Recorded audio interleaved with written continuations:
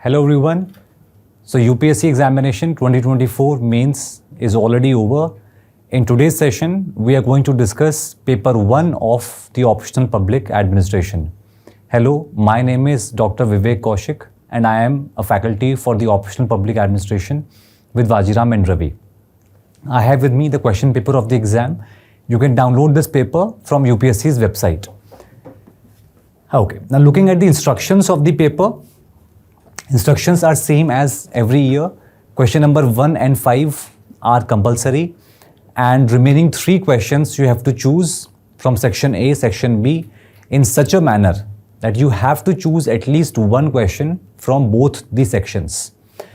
Now, the first reaction by looking at the paper is that this year UPSC has asked more straightforward questions in the examination which do not require much interpretation by the aspirant. So we are hoping to get good scores in this paper. I am going to discuss with you the broad structure of the answers for all these questions. Let us start with question number 1. Question 1, subsection A, it says politics administration dichotomy. Debate is still alive. I think this is a very simple, straightforward question. We all know that politics administration dichotomy is one of the founding pillars, founding values of the discipline of public administration. It is also one of the paradigms of the subject of public administration. Woodrow Wilson, in his essay, laid the foundation of this subject, and one of the aspects of his vision was separation of politics from administration. Now, this debate is alive even today, because even today we see all over the world, including India, the interference by political executive in the working of the permanent executive. So the demand of separation of politics from administration is even today alive. For example, if we give an example from India, recently in case of Kolkata, there has been allegation that the Kolkata police did not properly investigate the matter, and that is how the investigation then went on to in the hands of CBI. So the allegation is that West Bengal police, the administration of police in Bengal is not free from interference by the political executive. It means this debate is still alive, and the reasons why this feature was proposed, a lot of those reasons are even today present. The question has been asked for 10 marks and the maximum word limit is here 150. So we do not have a lot of scope in this question to write. But yes, all those reasons why we have this concept, you have to discuss in this part of the question. Coming to second part, section B. Formal organizations are made up of informal groups. Again, a very straightforward question. We know that every organization creates departmentalization or the division of work. Now, this creates a formal structure or the formal grouping within the organization. However, informal groups are voluntarily and spontaneously, naturally formed within every organization, because human beings have this inherent desire to belong, to associate, and therefore formal groups may be called as more artificial as compared to informal groups. So any organization has formal structure. It has a structure, it has a design, it has a particular division of work, it has a particular channel of communication, pattern of communication, but every formal organization will also have a number of informal groups which are voluntary because the formal organization, the formal structure can be even involuntary. It is kind of forceful in nature. Informal groups, they are also natural. They are also spontaneous.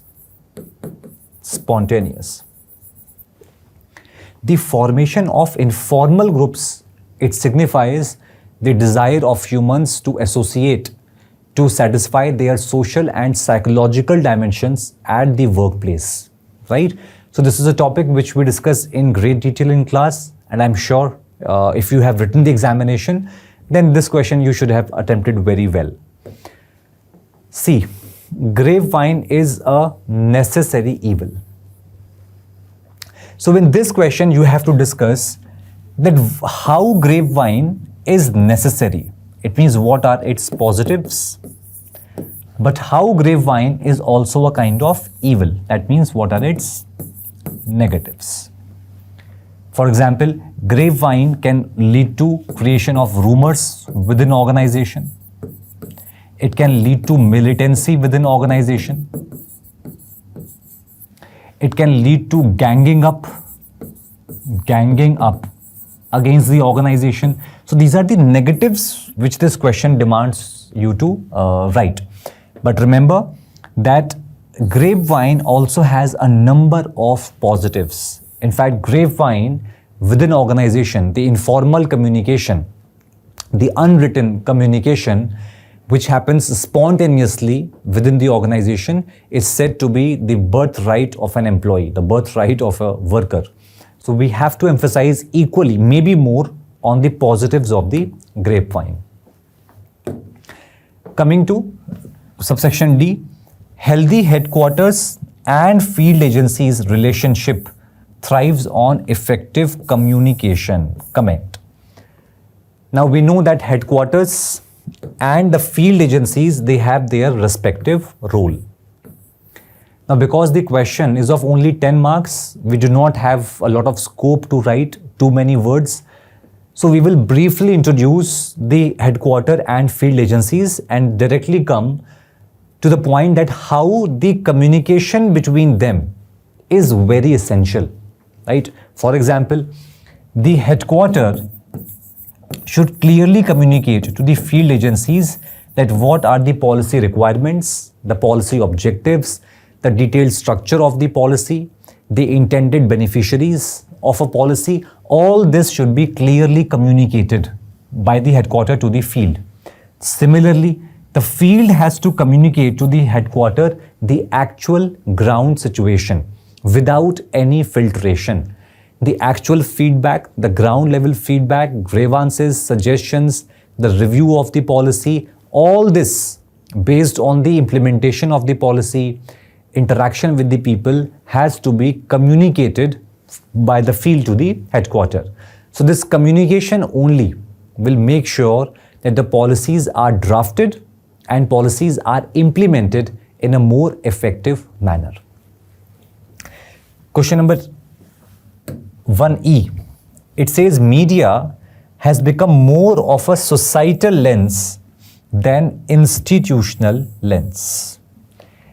Now this refers to the situation of media at present, where media has started to look at events more from the point of view of society. Now society sometimes, in fact, usually in these times, it looks for a lot of sensational news. Sensational news which may be more entertaining in nature, news which are maybe more reporting of criminal cases with a lot of their details. So such news, when media reports from the lens of the society, then in that case the media is not doing its institutional role. So the role of media as the fourth pillar of democracy is to report the news to the people in a very unbiased, unfiltered manner, and not just covering those aspects of news which are more accepted or liked by the society. Even if there is a piece of news which is not going to give the media a lot of TRP or a lot of viewership, but it is important, even that news has to be communicated, it has to be made public so as to have an aware citizenry. So the question is that media has become more of a societal lens than the institutional lens. Analyze. So after writing these problems in the media, you can even mention few corrective actions. Coming to question number 2A. Again, a very straightforward question. It says McGregor's theory X and theory Y provide insights into human motivation at workplace differently. Examine in detail. So it's a 20-mark question. It gives you a lot of scope to discuss in detail how McGregor's theory X and theory Y, they talk about the human motivation at workplace and how the managers, supervisors treat the workers differently depending on the assumptions about the nature of the workers. So discuss theory X, discuss theory Y, and then the recommendations of Douglas McGregor in his theory X, theory Y. Okay. Next, coming to good governance adds normative and evaluative attributes to the process of governing. Comment. Now this question talks about good governance and how good governance, it has a normative dimension and has an evaluative dimension. Normative, you know, it suggests how governance should be. How governance should be. So in this part of the answer, you will discuss the features of good governance. And then in the evaluative attribute, you will discuss that if you want to check, evaluate that how is the governance system of a country operating. For example, you want to check that is the governance system of India satisfying these parameters of good governance, then these parameters can help you to evaluate the governance system of the country. For example, independent judiciary is a value of good governance. Rule of law is a value of good governance. Procedural democracy, free and fair elections is a dimension. Then transparency in the administration.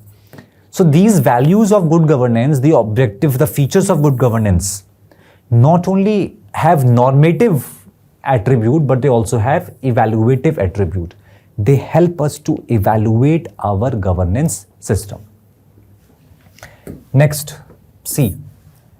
Regulatory authorities are independent and effective for controlling service delivery activities, but they are subjected to extraneous factors, means external factors.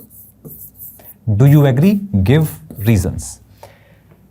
So in this question, you can start the answer by introducing that what are these independent regulatory authorities and why they were established.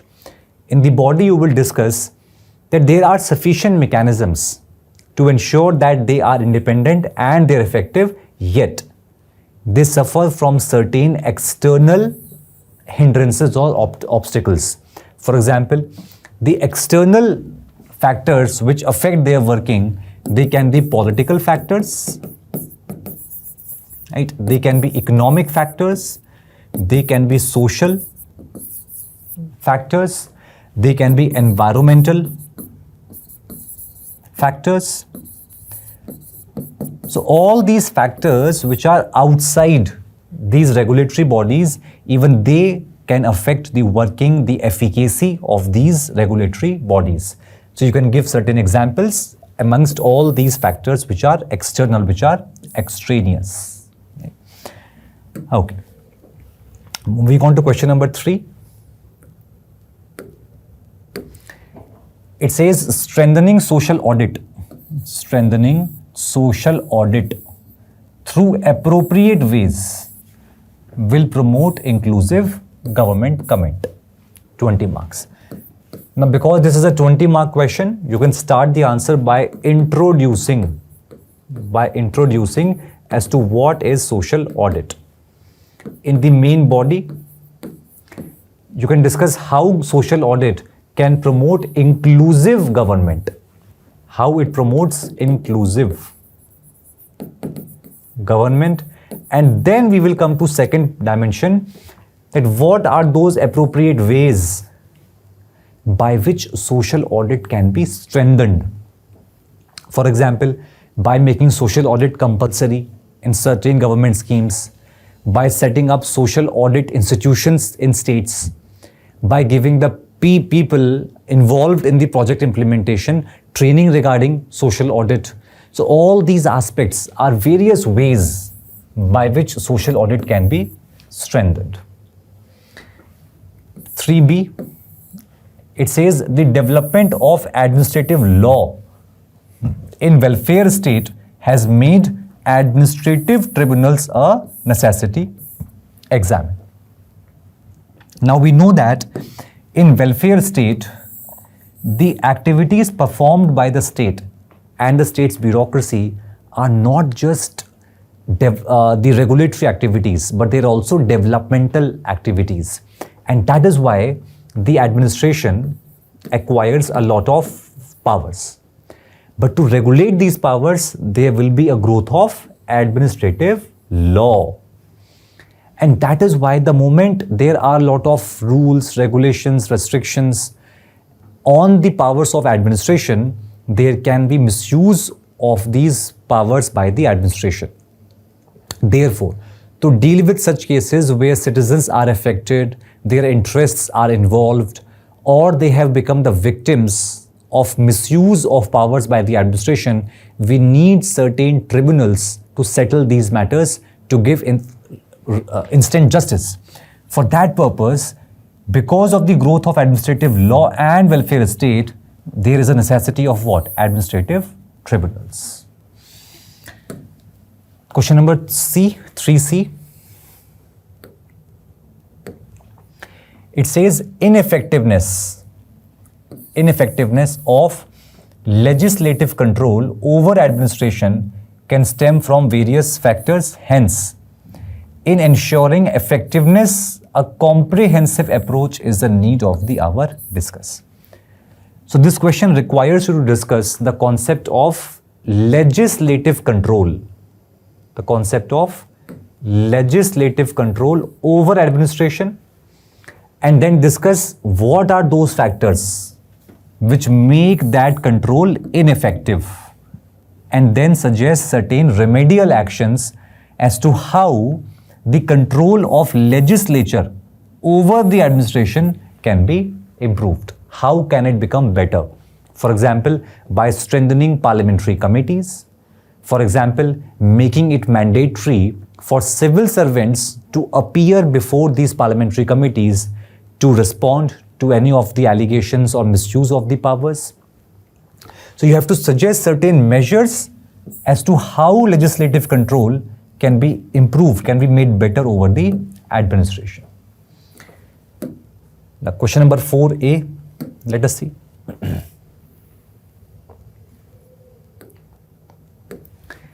It says ERG theory of motivation attempts to reconceptualize the theory of hierarchy of needs. I think a very straightforward question. You all know that Maslow gave a need hierarchy theory of 5 need levels arranged in a hierarchy. Now this theory has been simplified into the ERG theory, the existence, relatedness and growth. ERG, existence, then we have relatedness, and we have growth needs. We have growth needs. So the ERG theory is a more simplified version of the Maslow's need hierarchy theory. Next, B, scientific management and human relations theory are two distinct approaches for improving efficiency and production. I think it's a very straightforward question. Any aspirant writing the mains exam would have read it in detail about scientific management and human relations theory and how they have different approaches of motivation and increasing the efficiency and production. Next, C, new public governance, an emerging paradigm, is contrasted with market-based approach of new public management comment. I think this also a question which every sincere student would have attempted very nicely. We know that new public management, NPM, it advocated a market-based approach, increasing the role of market or private players in the service delivery. However, this has its own undesirable effects. For example, the market usually caters to those who have the power to purchase, who have purchasing power, and they can pay and utilize a service. It means the masses in developing countries may not be able to avail services from market-based service delivery mechanisms. And therefore, the concepts like new public service and new public governance started to become popular. So discuss in this question briefly about NPM, how NPM is said to be elitist, it is not for masses, and how NPS and NPG are reforms, or you can say alternative models after the approach of NPM. Now we come to section B, question number 5. It says the anti-development thesis. The anti-development thesis is a critical perspective on the traditional development models comment. Yes. So the traditional development models, they focused on development as defined by the Western world. So the meaning of development was given by West. The anti-development thesis criticized that development model as well as the meaning of development as given by West. So very straightforward question. We discussed this thesis in great detail in our classes. So I think if you have given the exam, then this was a very straightforward question for you. B. Civil servants should be allowed only to cast vote or to participate in the electoral process of the country examined. Now we know that in India, we have this concept of civil services neutrality. So we have to make sure that civil servants display that neutrality in the conduct of their office. And for that, there must be certain restrictions on their political rights. For example, the right to join a political party or the right to contest election cannot be granted to civil servants in India. Therefore, what can be granted to them? They can be given the right only to cast vote. In fact, as per the Representation of People Act, a civil servant can cast vote, but subject to keeping the manner of his voting secret. And of course, they can participate in the conduct of the elections in the country, because civil servants play important role in the conduct of the elections, right? Okay, next, C. Critical path method is a project management technique, correct, used to plan and manage project effectively. Again, a very simple question. Both these techniques of CPM and PERT and CPM are discussed greatly in detail, and how these techniques are used to plan the project, to complete the project on time, how these techniques are used to decide as to on which activities the time and efforts has to be given in a project, which are the critical activities in a project. So all this is what we study in CPM and PERT. Question number 5D. It says auditing is not about finding faults. Is not about finding faults. It is about ensuring the accuracy and integrity of financial information. Yes. So auditing is not, or it should not be, a fault-finding mission. So it's not like the auditor is deliberately trying to find faults. It's just that we have to make sure that the integrity of the financial system is maintained. And for that purpose, the auditing should be seen as a more constructive, and it should be seen as a more futuristic exercise rather than looking at it as a fault-finding mission. That is why it is suggested that the role of CAG, although Paul Appleby was quite critical of CAG, but the role of CAG should be again constructive. It should be futuristic rather than finding faults in the existing accounts. E. The study of public administration must include its ecology? Discuss. Again, a very simple question from the chapter of Comparative Public Administration. So CPA scholars have time and again, like Riggs, have emphasized that how you cannot study public administration if you do not appreciate, you do not recognize the role of its ecology. For example, while studying Indian administration, we have to understand Indian ecological system, which includes India's history, India's geography, India's social conditions, economic conditions. So again, a very straightforward question. Coming to question number 6A. A trend to adopt innovative practices in administrative ethics is gaining ground for improving public trust in government. Now, administrative ethics.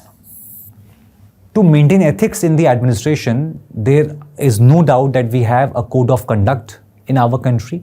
Many countries even have code of ethics for the civil servants. But the question is, by following these codes, is the bureaucracy able to enjoy public trust? That means administrative ethics is not something which should be in the behavior of civil servants. It is something which should be seen in the behavior of civil servants by the ordinary people. And for that, we have to bring some innovative practices in administrative ethics. For example, the system of citizen feedback. Citizen feedback as to whether they are satisfied, not satisfied, partially satisfied, how was the experience of interacting with the government servants. This is one way how you can earn the public trust. In fact, today even the public agencies have started to send SMSs to seek the feedback of the customers, of the citizens. Similarly, RTI and various transparency mechanisms is another way how to gain trust of public in the administration. Likewise, social audit. Social audit is another innovative method by which we can earn the trust of people, and thereafter we can even give certain personal examples of civil servants whereby they have shown civil services activism and they have displayed high standards of integrity, and by these actions we can earn the public trust in government. Okay, question number 6B. The future of e-governance is shaped by emerging trends for making government services efficient and accessible. Yes, so e-governance has to be such that it becomes efficient, no doubt, and accessible. So in this question, you need to discuss that how e-governance, it can make our services efficient as well as accessible.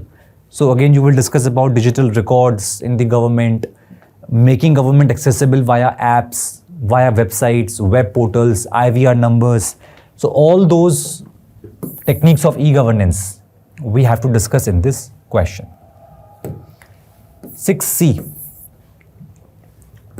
Let us see. It says undoubtedly social audit and historical factors. Social and historical factors play a significant role in shaping administrative system. But side by side, understanding of these influences is essential for designing responsive governance structure. Correct. So remember, in this question, you will discuss two dimensions. First, how social and historical factors are important in shaping our administrative system. And second, that while you are making the governance structure, you have to make it responsive. Responsive towards what? Responsive towards social and historical factors. That means to understand Indian system, for example, not only we will see the various social and historical factors, but we will design the Indian governance structure in such a way that it responds to the social and historical factors, ecological factors. Right? Question number 7.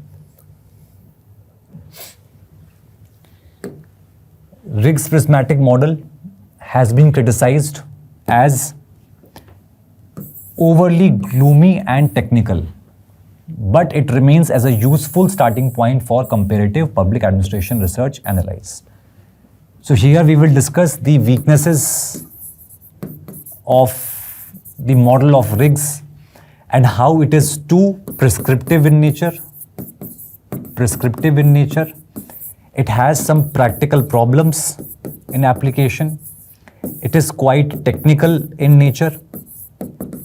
But we will also discuss how Riggs has contributed in CPA as a useful starting point.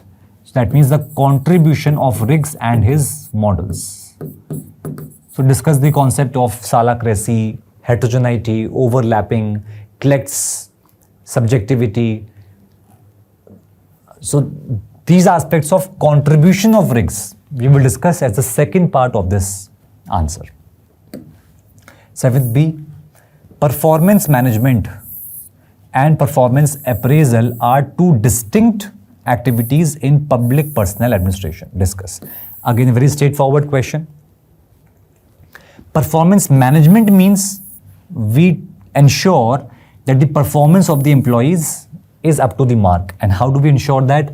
By right recruitment, scientific recruitment, proper training, proper placement, right man at the right job. So all these come under what? Performance management. But then we also have to carry out performance appraisal. It means evaluation. And again discuss how performance evaluation is necessary in public personnel administration. Without evaluation, you don't know whether your recruitment policies are proper or not. Without evaluation, you do not know if employees need further training. Is there a lack of motivation? So what is the purpose of evaluation in public personnel that we have to discuss? C. Balancing state intervention and market freedom is the need of the developing countries. Again, this is a straightforward question. Discuss the state versus market debate and how to strike a balance between the two.